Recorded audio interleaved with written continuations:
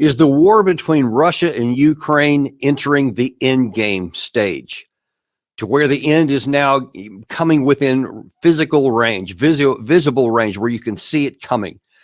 I think that the answer is just probably pretty clear already. And we have nobody better to discuss this today than Colonel Doug Macgregor, combat veteran, highly decorated, CEO of Our Country, Our Choice. Doug, always a pleasure to have you on board. Hey, thanks, Dan. Well, look, let's just jump right into it here, because we got a lot to cover today, and this is going to be a packed one here. And we're really eager to get your observations on some of these things. And in terms of, is it coming to the end game? You see a lot in the United States, and we're going to talk about this in a second, especially among our leaders. And that goes with the U.S. administration, NATO, and Ukraine. They're all still talking about, hey, we're going to hold for 2024. Build up for capacity, and then in 2025 we're going to go back on the offensive. And that's almost like a given. Everybody expects that, yeah, I mean, as long as we want, we'll just be able to maintain the current status quo for the rest of this year. But when you look at evidence on the ground, I'm not sure that that's a very safe assumption to make. And as we're also going to see here in a moment, a lot of the assumptions that NATO has already made have been disastrously wrong. What you're seeing on the screen right there is a number of just some of the more recent attacks that Russia has been making on their long-range missile strikes across the entire country of Ukraine. And the air defense of the country has just almost been knocked out, and they're increasingly incapable of stopping. And Russia has now upped their anti-energy system strikes, much more effective than they ever had in the past. And we've seen here in just recent days that Ukraine is running out of ammo. They're running out of men. They're running out of equipment. They're running out of logistics and maintenance capacity, which is much more important than some people have understand.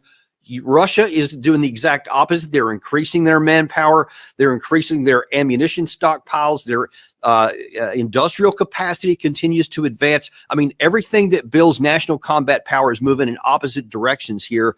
And then we also have here in just recent days, all along the front line, there's at least 5 different spots where Russia has been having a creeping offensive that is now starting to be more than just creeping. And at least in 4 of those 5 areas, they're making methodical and significant progress up in there. Now then, in just about the last 24 hours or so, the large city in the north, in Kharkiv, a lot of people are starting to evacuate. You see these videos here where there's large numbers of people, just streaming out of the city, heading to the south.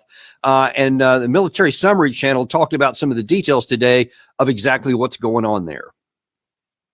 Of course, there are a few reasons of that, and the most important one is that during the previous weeks, the Russians destroyed the Kharkiv power plants. This is the first Kharkiv power plant, number 5, that was destroyed during the march. The second power plant was destroyed in the vicinity of the city by the name of Slobozhansk. This is Miivskaya power plant, and there were lots of days in a row when we have complete blackout in the area. But even the absence of electricity is also not the most important reason why the Ukrainians decided to leave Kharkiv. The most important one is this video. If you take a look at this video, you're gonna see of how the Russians were bombing and attacking Kharkiv with FAB 1500 and FAB 500. So this is the main reason why the Ukrainians decided to leave and abandon Kharkiv completely. So, Doug, really everywhere you look, things seem to be picking up pace on the Russian side. The dangers seem to be growing for the Ukraine side. And as you see these, especially these more targeted and much more effective than a year ago when Russia had tried to hit a lot of the energy infrastructure, these seem to be having a much bigger impact. What is the objective here of Russia, and are we entering the end game? Yes, Dan, this is very definitely the end game. What we've seen in the past was very deliberate and incremental, because there was always the hope in Moscow that they would have a negotiating partner in the West, whether it was European or American or preferably both. I think the Moscow leadership truly believed that if they moved deliberately and cautiously, they would find somebody to talk to. That is being completely abandoned now. I think the Russians know there's no end other than the one they make of it. And so what we're seeing is the ramp up in long-range precision strikes. against the entire power grid, the energy sources, the energy delivery systems, transportation, arsenals, ammunitions, all of those things are being systematically targeted. And the reason is very simple. Once you've stripped it away and eliminated all of the air defense and the energy, two things happen. First of all, the population says, I can't survive here, and they leave. And the Russians would like the civilian population to get out of these places. They do not want to fight their way through cities that are full of people. And then secondly, they don't want to have to deal with threats to their own forces from above. Top attack. Top attack has proven to be the decisive development in the revolution in military affairs, if you want to call it that, at every level, tactical, operational, and strategic. So now, what do you think Russia's attempts are, or what is their hopes in Kharkiv? Because I mean, we've seen with Bakhmut, it took them 9 months to take that relatively small city.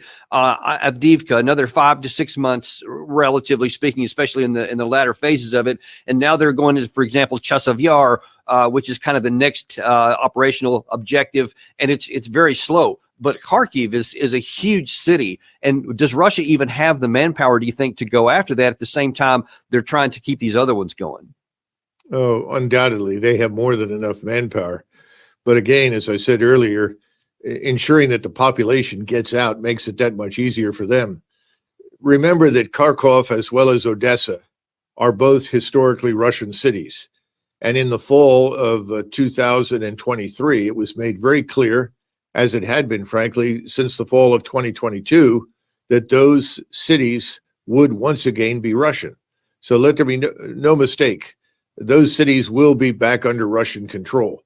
And this is one of the reasons that Ray McGovern and others who know the Russians well have urged us repeatedly to negotiate with them in order to try and minimize the amount of territory and industrial base and urban areas that the Ukrainians would have to lose as a result of a settlement.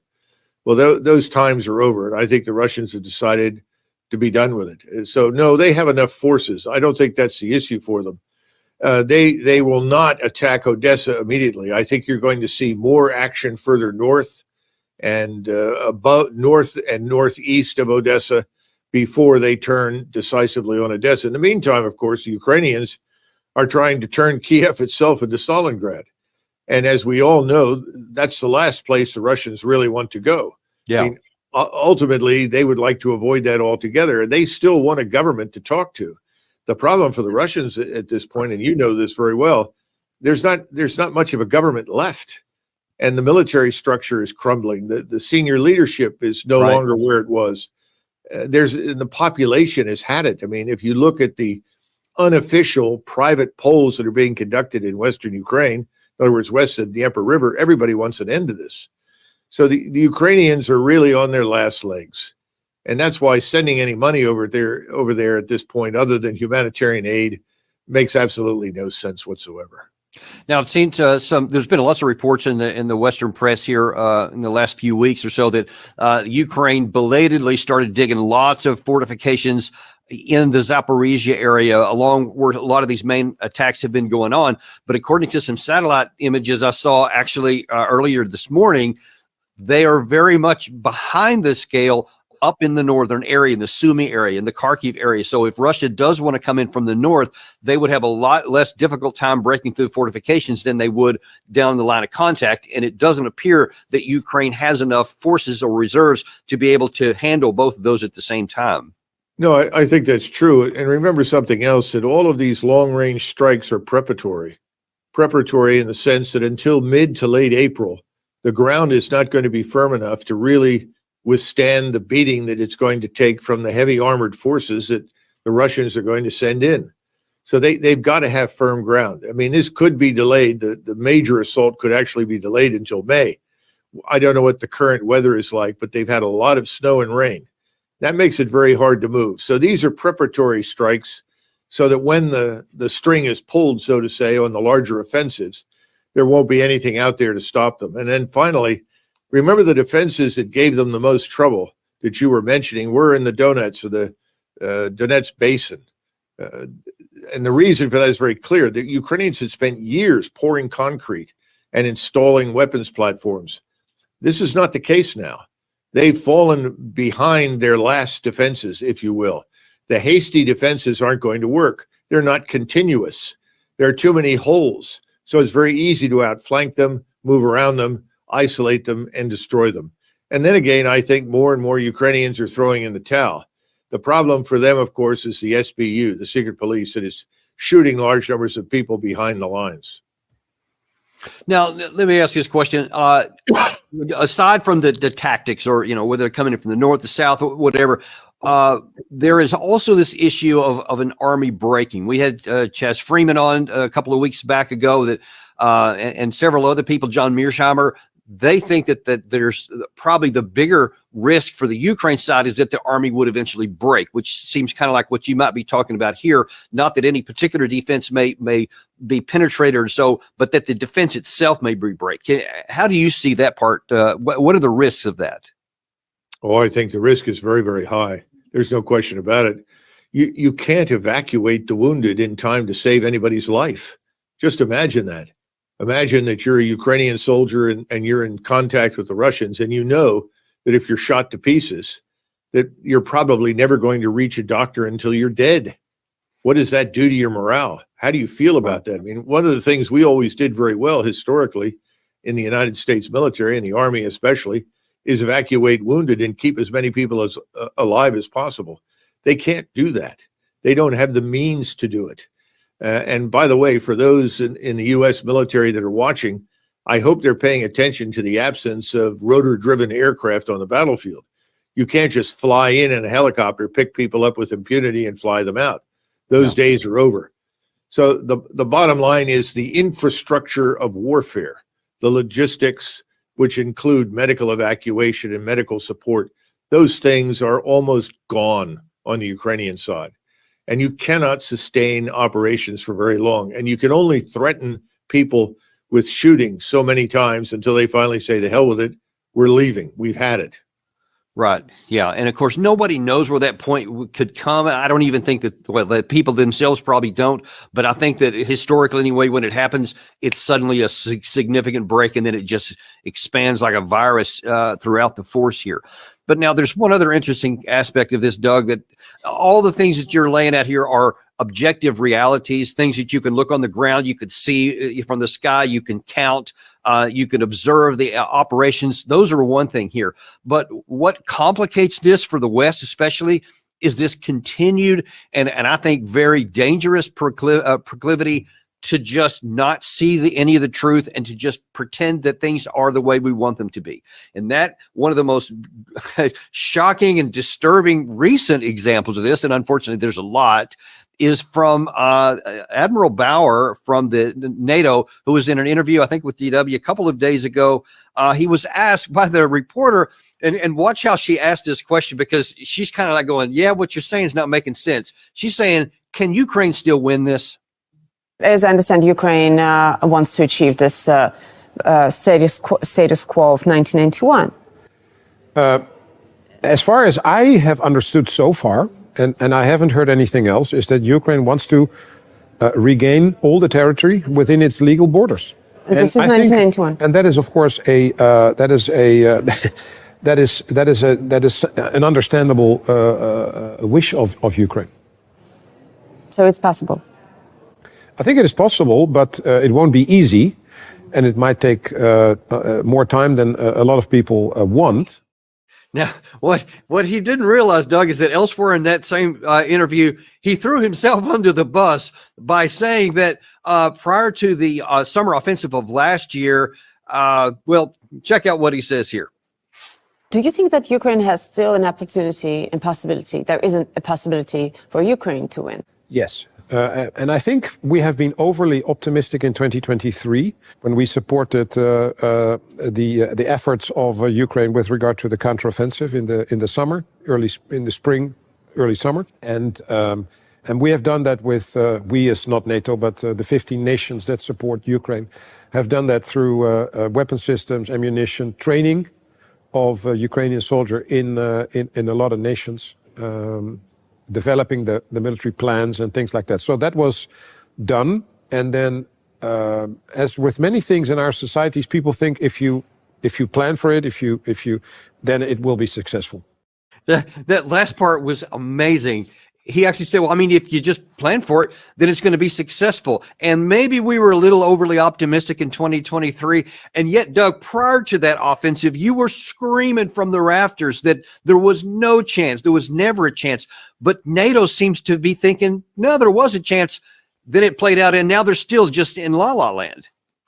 Well, you know from your own experience in the United States Army that there is this American mentality that appears to have been successfully inculcated into the minds of Europeans, that if you plan something, it will happen.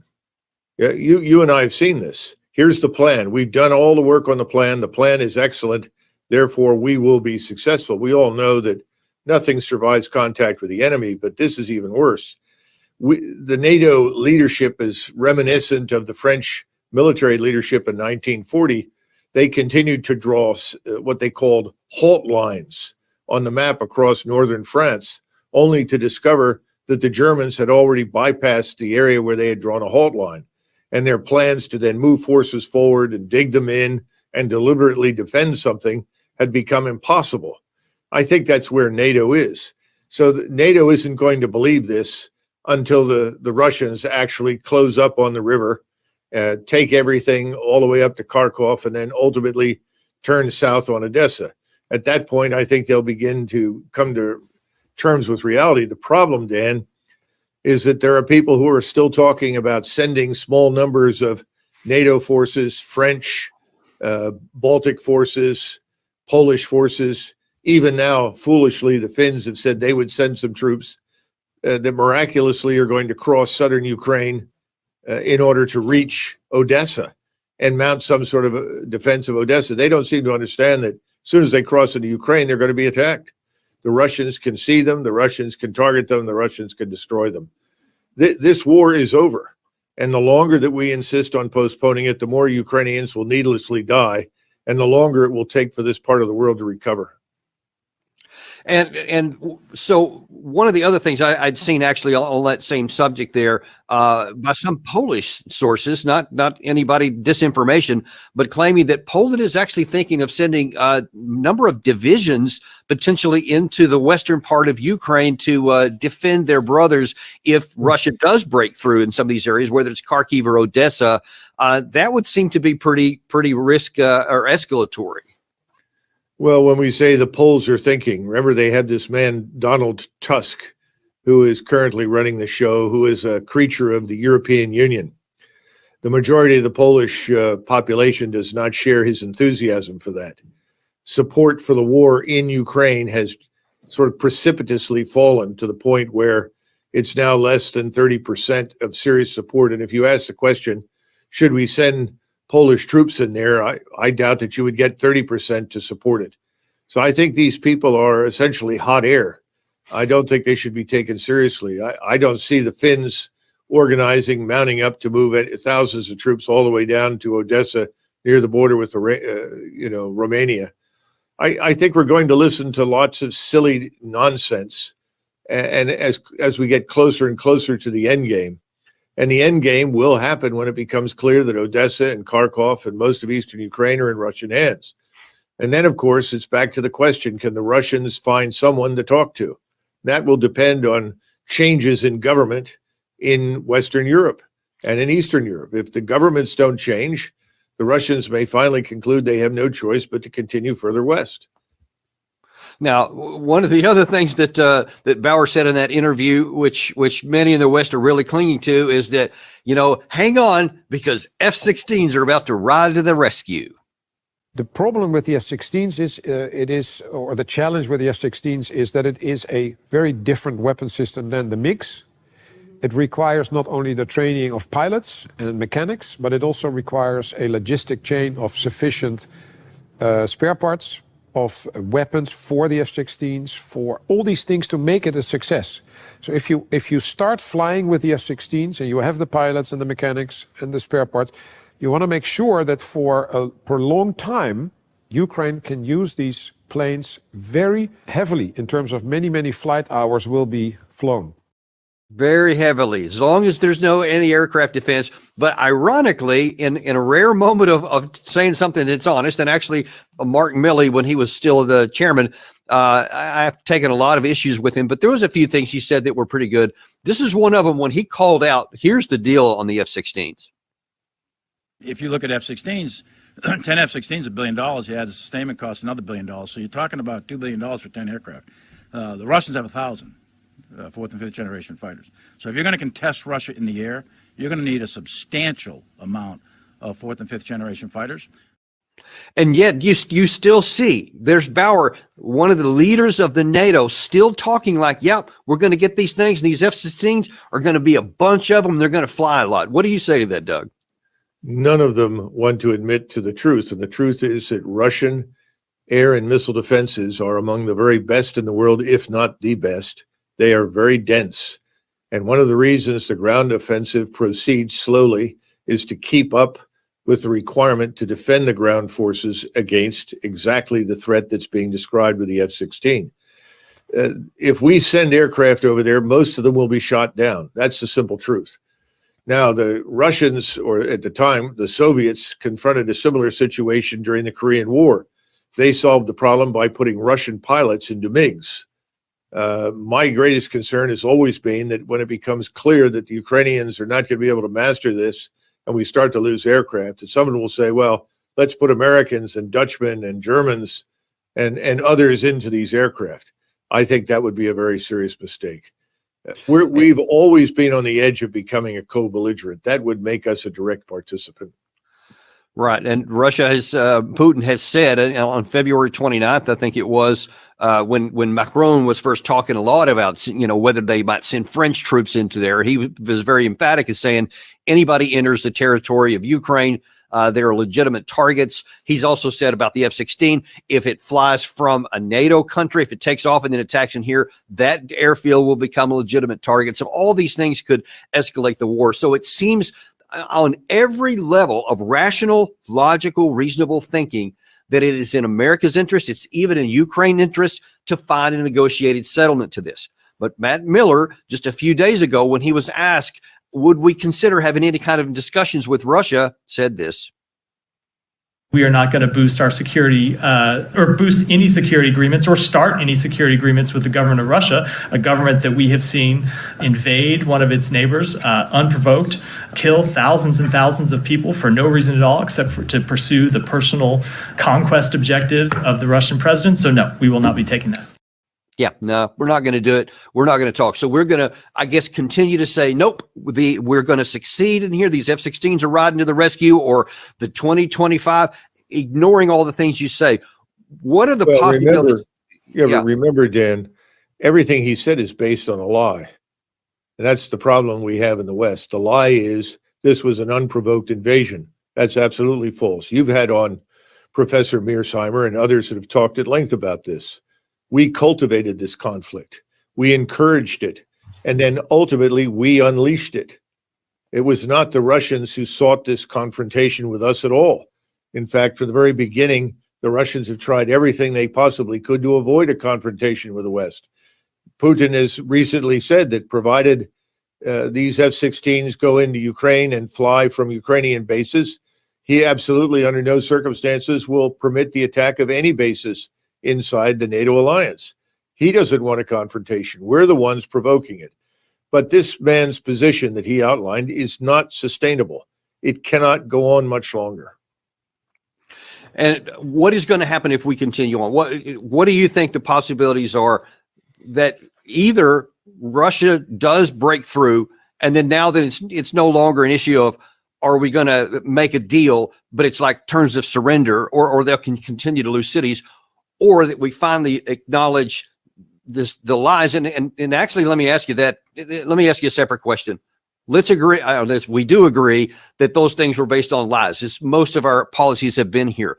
But at some point, even electorally, the Biden administration may come to the conclusion that this is not a winning play. If we let things take their natural course before November, if the Ukraine army collapses, that would be a catastrophic issue for him, and it will almost certainly cost him the election anyway. So wouldn't it make sense for them to say, hey, let's cut bait here and actually try to get this thing cut off so it's at least our choice? Is that even a possibility?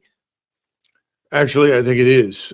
I think that it's not impossible that within the next 60 to 90 days that Biden could suddenly resign and essentially take with him as he leaves office the principal burden of guilt for this catastrophe, this fiasco. Now, that means that his vice president would step up to become president. Who would step in to be vice president? I have no idea, but I think that's a very real possibility. We shouldn't exclude it. There's been talk about it behind the scenes. Everyone in Europe behind the scenes in NATO knows the war is over. The people that refuse to admit this tragic truth are the people at the top, because they've hitched their wagon to us. They bet everything they have on the United States to pull this off. So Biden has to go. And I do not think he will be with us through the summer. I think at some point in the near future, he will simply resign and he'll take the blame or the fall for it. The other thing is, and I'm sure we're going to talk about this, the events in the Middle East are moving in new and different directions. Those events could actually converge with what's happening in Eastern Europe in ways that we haven't considered yet, making our position that much more unsustainable. Last question on this topic before we shift off to that, related to what you just said there about the at least consideration among some in the Democratic Party to for Biden to acknowledge that and to seek a negotiated settlement. Given that, what do you think the chances are that when Congress comes back on the 9th of April, when the Speaker of the House, Johnson, said that they're going to take up a Ukraine funding bill, do you think that's actually going to fly? Because it would seem to be a big, huge waste of money to allocate another $60 billion to something that's not even going to fly. Well, that depends, obviously, on the people that own Speaker Johnson, his donors. I suspect that it may be decided behind closed doors that it's time to cut the loss in Ukraine, because it will become increasingly necessary for us to build up our position in the Middle East to prevent Israel from going under. I think Israel's in a very seriously weakened position right now, and there's a fear that we're so focused on Ukraine that Israel could suffer as a consequence. If that, in fact, comes to fruition, I think Johnson may change his tune and be less willing to support the Ukrainian adventure than he is at the moment. But keep in mind, and this is something the Americans have never completely grasped, most of that money doesn't go to Ukraine. I mean, some of it obviously will, to pay the army that is vanishing, to pay the bureaucracy that is collapsing, to pay Zelensky and the criminals in his regime who are profiting enormously from this. But the majority of the money will go into our defense industry to replace what's already been sent, to replace losses, and fund a sort of reconstitution of our old, outdated Cold War force structure. That's still important to Speaker Johnson because those people are also donors to his cause. So it's really, it has nothing to do with what is in the interest of the American people, what is strategically important to the American people, and everything to do with Johnson and his friends and where their money comes from. I think we ought to just accept that's a reality. Yeah, but I guess we don't really have much of a choice to accept that. Even we would like it to be something different. It is what it is, and we have to deal with the reality we have. Well, I appreciate that, Doug, on all these things for the Russia-Ukraine war. We're going to be seeing how all this plays out.